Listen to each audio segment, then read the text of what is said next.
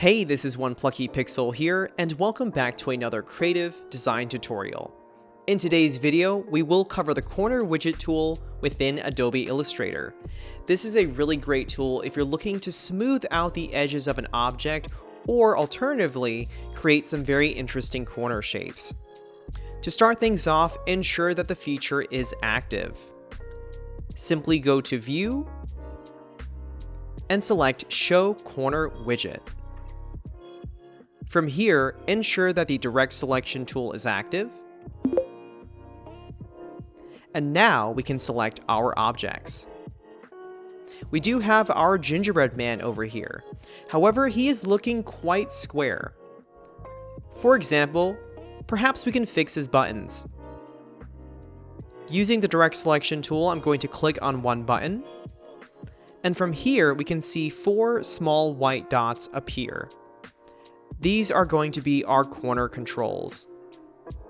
Now, to make his button more rounded, all I have to do is click on one of the 4 white dots. I simply click and drag with my mouse.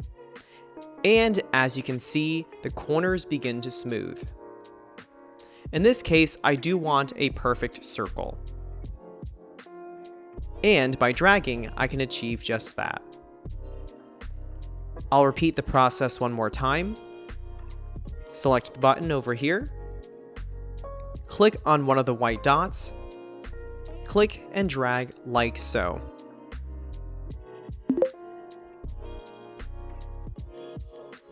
Additionally, I do want to refine the shape of my gingerbread man. Once more, I select his body, just like that. However, notice we do have 2 sets of points. We have internal corners, like this, and also external corners, like so. I'm going to start off by selecting one of the internal corners, just like with the buttons previously.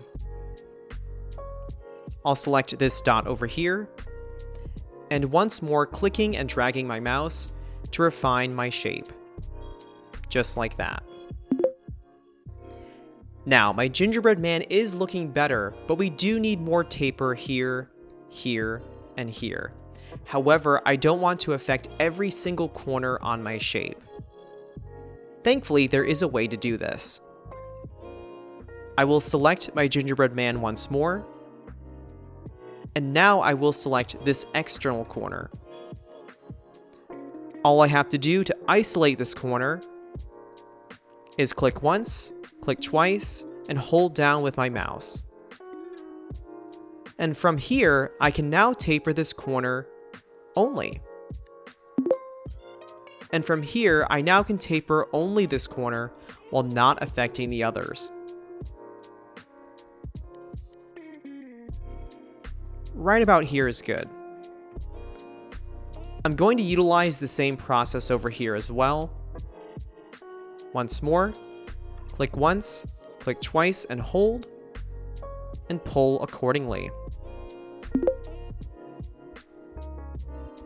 And one more time. Click once, click twice, hold your mouse, and drag. Alright, our gingerbread man is looking a lot better now.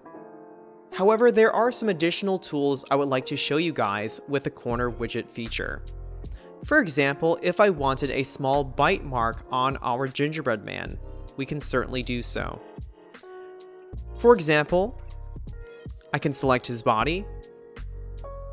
I'm going to double click this white dot over here. Double click and release.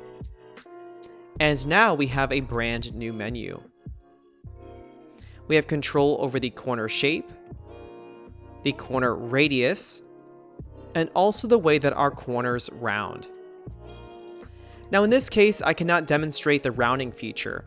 However, if I were to return over here and select this point over here. Once more, double click and release. Rounding can be demonstrated as such. We have relative and absolute. Relative versus absolute. The differences may change depending on the shape. Relative typically rounds in respect to the shape of the object, whereas absolute creates very even curves throughout.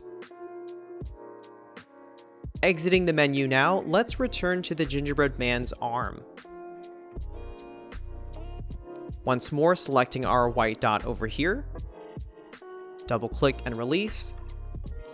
We will now explore the different corner types. We are currently on a rounded corner. However, we could also do a more beveled corner, or in this case, a chamfer. However, my desired corner type is the inverted round like this.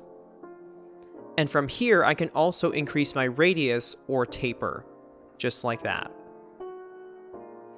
Now, this feature does have its limits. For example, if I want to do the same thing to the other part of the arm over here, I can do so. However, notice how I cannot make the radius larger. If I wanted to do so, I would have to return to my other point, just like this, reduce the corner like so, return to my other corner, and increase the radius.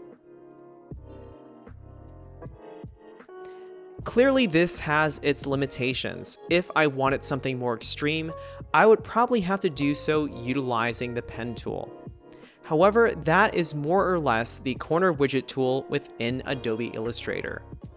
Of course, if you have any questions, please feel free to reach out in the comments below, and I hope to see you in the next tutorial. As always, thank you so much for watching.